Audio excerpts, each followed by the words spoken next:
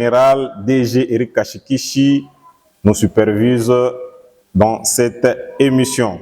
Mon prophète, aujourd'hui, vous êtes dans l'heure du messager. Les gens veulent savoir qui est le prophète évêque Jérémie Grace Kitenge. Merci vraiment beaucoup, Papa Titi. Merci beaucoup aussi à notre réalisateur. Merci beaucoup. Moi, c'est le prophète Jérémie Grace Kitenge, souvent les surnommés les fils d'Issachar. Voilà. Je suis aussi évêque, évêque institutionnel, parce que j'ai une charge dans la confession où j'ai été ordonné à l'Union des Églises indépendantes du Congo. Voilà. Et aussi, je suis le représentant légal de la communauté des églises évangéliques Source du Sali. Voilà, représentant légal de l'église évangélique Source du Sali. Mon papa, on doit savoir, et les gens veulent savoir comment est-ce que ça a commencé, pour commencer d'abord le ministère, parce qu'on doit commencer sur le ministère. Oui. Parce que tout serviteur de Dieu a une base, a un commencement, là où il a commencé jusqu'à arriver là où il est. Alors, les gens doivent savoir comment est-ce que vous avez reçu l'appel jusqu'à arriver jusqu'à là où vous êtes. Vraiment, merci vraiment beaucoup, Papa Titi, pour cette très belle question. Voilà. Donc, il y a surtout avec cette génération, beaucoup de gens, lorsqu'on parlait du ministère, il y a ceux-là qui pensent que pour être dans le ministère, ça commence seulement comme ça, comme quelque chose qui apparaît sans fondement. Avant que nous puissions recevoir l'appel au ministère, nous avons d'abord premièrement recevoir l'appel au salut. Comme tout enfant de Dieu d'abord doit recevoir cet appel, c'est d'accepter Christ comme son Seigneur et son Sauveur.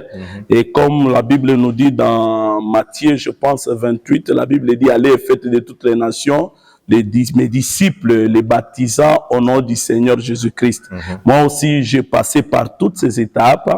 Je suis le fils spirituel, autrement dit de mon père, qui est le révérend pasteur Ephraim Kalala. C'est bien lui mon père spirituel. C'est lui qui m'a montré le chemin, c'est lui qui m'a baptisé.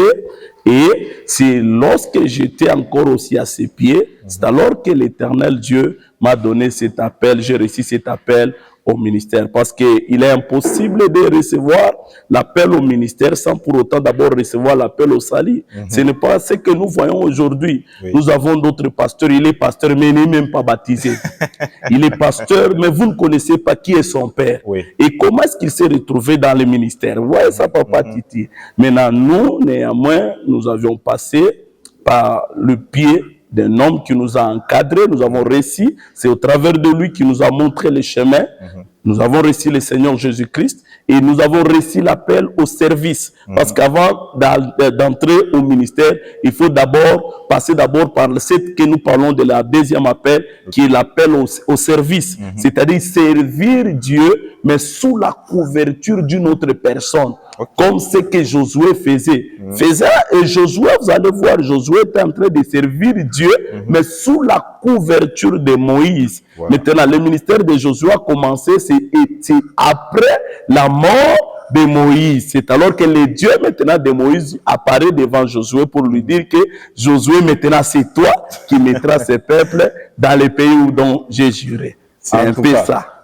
Maintenant, avant de prendre la question suivante, d'abord, aujourd'hui, nous voyons il y a des jeunes gens qui commencent le ministère sans pour autant avoir un père spirituel. Donc, je ne sais pas d'où vient cet appel-là. Est-ce que c'est un appel venant de Dieu ou soit c'est eux-mêmes qui se sont donné cette charge-là de commencer le ministère? Merci vraiment beaucoup, Papa Titi. Donc, c'est vraiment une question vraiment qui va beaucoup aider, surtout à cette génération.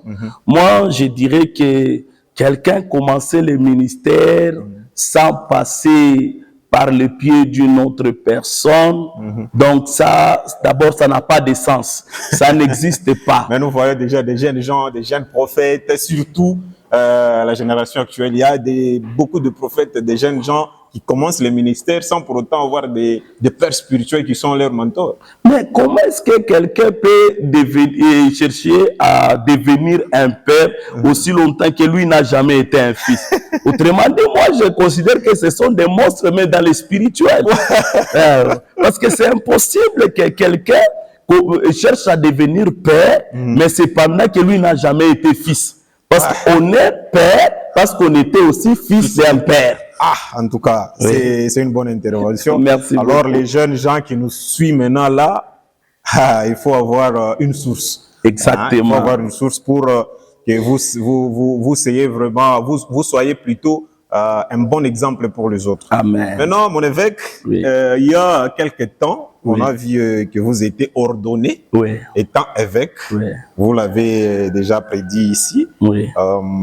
Qu'est-ce qui vous a convaincu d'accepter cette charge-là? Bon, la charge des évêques, parce que d'abord, premièrement, ce que nous devons savoir, on ne peut pas consacrer une personne évêque s'il n'a pas une responsabilité. Parce que la fonction d'évêque, c'est une fonction qu'on donne à celui qui a la charge. Autrement dit, les évêques sont comme étant des administrateurs qui représentent l'Église.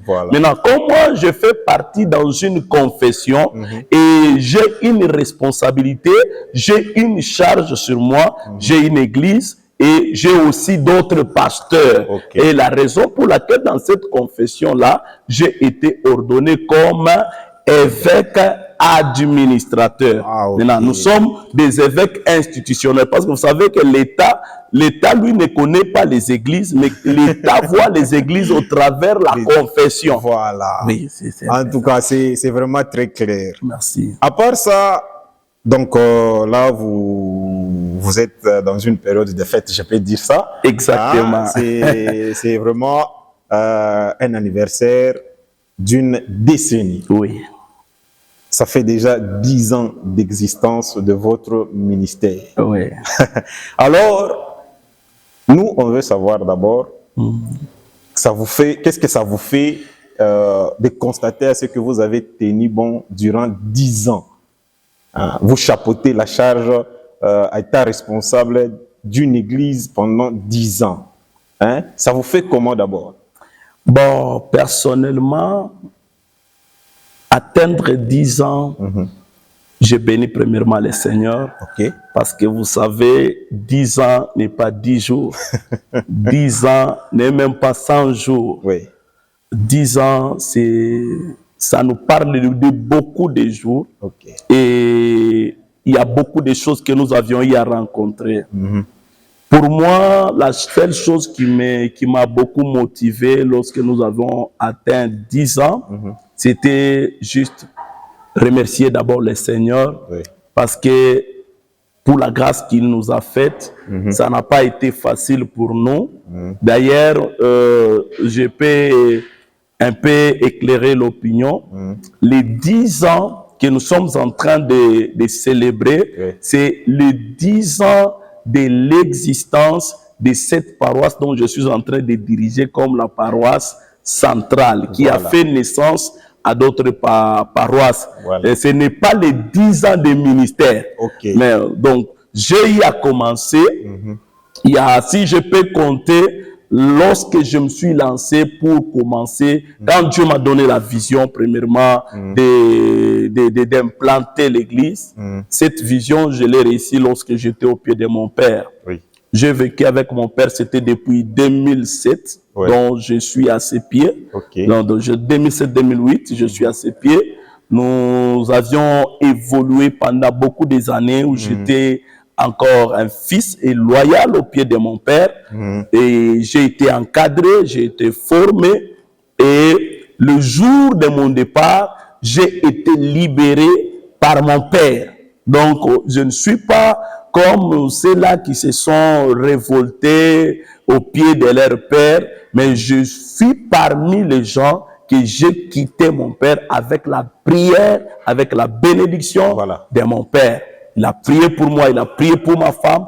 Et c'est alors que je me suis lancé maintenant dans les ministères. Et comment, quand j'avais d'abord quitté le pied de mon père, ce n'était pas avec la mission ou l'ambition d'aller créer une église, de faire une église, non. Donc c'était justement par rapport à une situation que j'avais, c'était un problème du travail, là où je devrais partir. Maintenant, quand je suis parti de là, maintenant, Dieu m'est apparu, m'a donné maintenant la vision et m'a communiqué.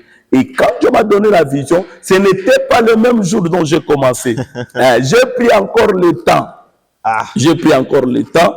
Et c'était maintenant en 2013. Donc, j'ai senti que j'avais vraiment des pressions et que Dieu avait voulu que je puisse commencer les ministères. C'est alors que j'ai commencé la première église que j'ai commencé. J'étais d'abord du côté Kilobé-Lobé. Quand j'avais un groupe de personnes, on a commencé la prière là-bas. Et j'ai senti avec la pression du ministère. Et c'était un peu compliqué. J'ai fui. J'ai abandonné. Et Dieu encore a commencé à me faire des pressions. C'est alors que j'ai commencé une église au niveau de Golf Lido. C'est là où j'avais encore aussi un groupe de personnes là-bas. Golf Lido, j'avais au moins quelque chose de 50 à 70 personnes. C'était déjà beaucoup. C'était déjà beaucoup. Maintenant, pendant que j'exerçais le ministère là-bas, Dieu m'a apparu pour me dire que je ne te vois pas ici. Dieu m'a envoyé ici, là où maintenant nous avons notre église centrale ici à Kigoma. J'ai pris encore une année